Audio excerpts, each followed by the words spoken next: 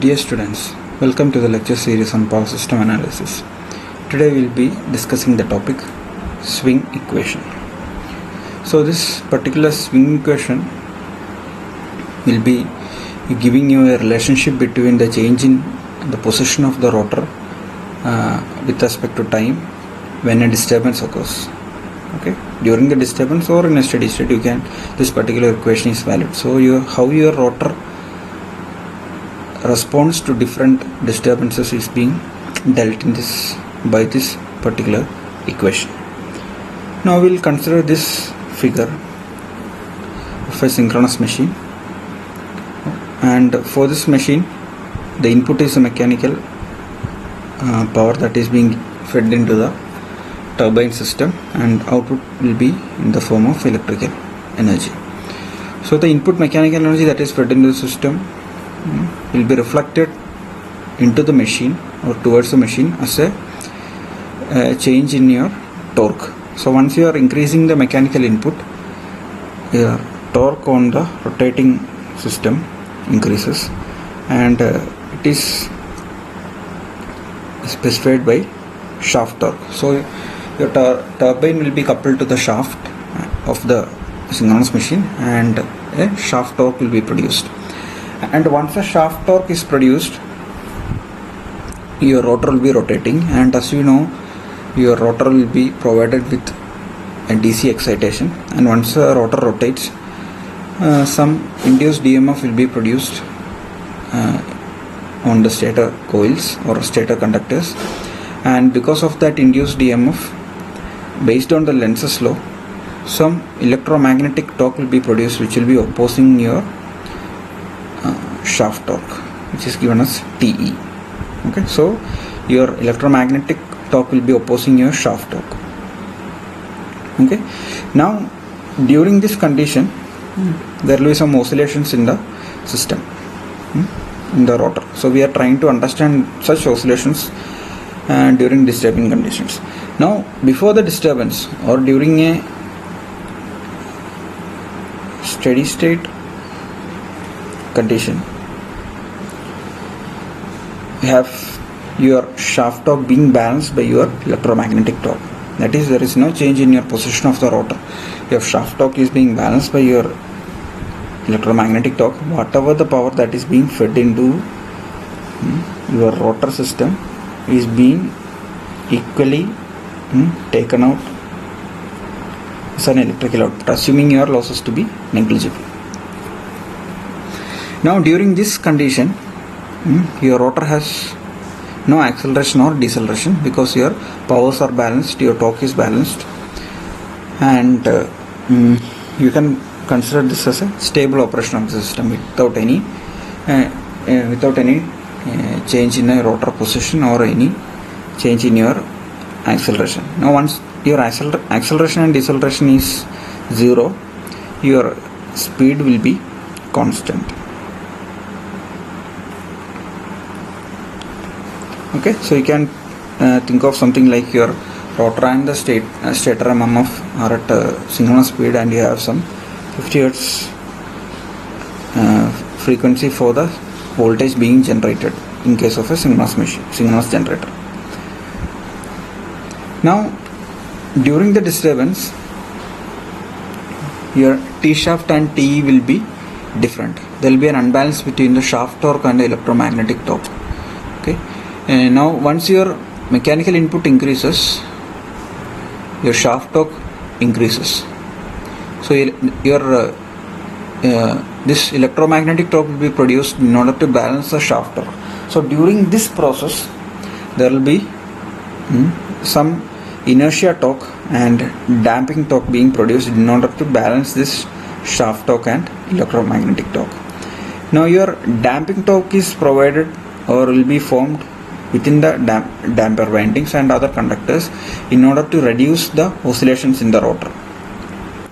So the primary purpose of damping winding is to reduce your oscillations, and your inertia torque will be in such a direction as to maintain your position of the rotor, okay, or maintain the position of the rotor where the rotor is currently at. So your damping torque will be to reduce your oscillations, and inertia torque will be to maintain your rotor position. Now we are considering that your damping torque is 0 in order to have a worst case analysis. That is, you are neglecting damping torque so that you will have maximum oscillations. Okay, once you have damping torque, your oscillations will be reduced. So if you neglect damping torque, your oscillations will be maximum. Okay, under such a worst case analysis, you are assuming, or you will be getting the equation as Tj equal to Ts minus Te. That is, your inertia torque will be equal to shaft torque minus Te, and your T is electromagnetic torque. Now your this is T, small letter. Now Tj can be your inertia torque can be written as J into d square theta m by dt square, where J is the moment of inertia that we have already discussed in the previous lecture, and theta m is the mechanical angle in radians per second, mechanical radians per second. Now you are converting this torque into power by multiplying with omega sm on both sides. Okay, so you will be getting Ts into omega sm as Pm and Te into omega sm as Pe, which is your mechanical power and electrical output. Now this omega sm can be written as 2 by pi into omega s, and theta m can be written as 2 by pi into theta e. So from that you can simplify it something like this: J into 2 by pi the whole squared into omega s into d squared theta e by dt squared equal to Pm minus P. And so you will be replacing your J with M, where M is your moment of inertia. Okay, J was a rotor moment of inertia in kilogram per meter square. So this J was in kilogram per meter square, and your M is specified in megajoule second per electrical radian. Okay, so the units are important. Now you will be getting M into d square theta E by dt square is equal to Pm minus P. So you will be getting your equations in the electrical domain right now. So earlier it was in mechanical domain, so you have converted everything to electrical domain. Now we will be considering this rotor position with respect to this axis. So this is your rotor axis. Okay, so this can be considered as the rotor axis, this particular axis, and Fm is the synchronously rotating reference frame or the stator MMF, which will be rotating at omega s speed, and Fr is the MMF of your rotor, and the rotor will be rotating at some speed omega, which will be different from omega s due to the disturbance. And the angle between Fr and Fm is termed as delta that you know, and theta is the angle between Fr, that is rotor and the rotor MMF and the reference. This reference is a general reference that you consider, and you assume that your synchronously rotating reference frame will be taking some t seconds to reach this position. From the reference to the current position, it will be taking t seconds. So your theta E, this is your theta E. Your theta E can be written as omega st, that is your this angle, omega s into t is the angle here, and plus delta. So total theta electrical. Okay, theta electrical is angle between rotor and the reference. General, any reference that you can consider. Now once you differentiate this theta E twice, you will be getting this equation. Once you differentiate it once with respect to t, you will be getting d theta e by dt equal to omega s plus d delta by dt. That is the equation that you get once. So again, when you differentiate, your omega s term will be 0, and this will be d square theta e by dt square is equal to d square delta by dt square. So you can replace theta e, this d square theta e by dt square with d square delta by dt square. So you will be getting m into d square delta by dt square is equal to Pm minus P, which gives you the swing equation. Now your swing equation is defined, or it will be giving the change in position of the rotor with respect to stator as a function of time or some number of cycles during a disturbance. Okay, so your position of the rotor with respect to stator, that is delta, variation of delta or change in delta is a function of time or a specific number of cycles. So these cycles can be during the disturbing conditions, something like 3 to 5 cycles. So m into d square delta by dt square is equal to Pm minus Pe. So d square delta by dt square can be written as alpha, which is your angular acceleration. Okay, d theta by dt is your omega and d square theta by dt square is equal to alpha. So m alpha is equal to Pm minus Pe.